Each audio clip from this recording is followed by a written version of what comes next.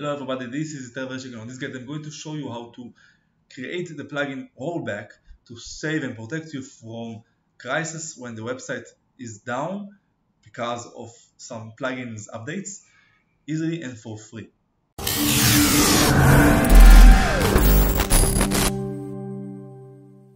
Okay, so in order to be able to roll back the version of the plugin that caused the 500 error of the server or maybe some code errors, you have to download the new plugin that's called Rollback. This is a free plugin that you can see right down here, Rollback Update Failure. I just installed it and activate the plugin.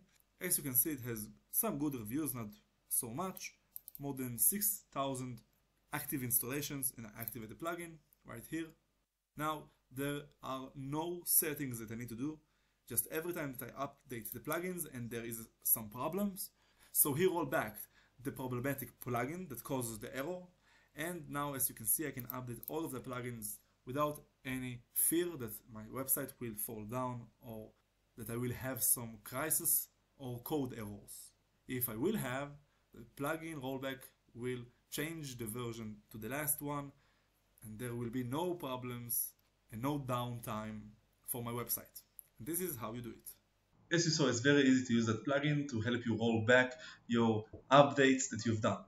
If you have any more questions, you can write down in the comments below and I will comment. And on the first comment, I put in the link to my full guide on my website. And if you like this video, you can like, subscribe, comment, and share. And good luck.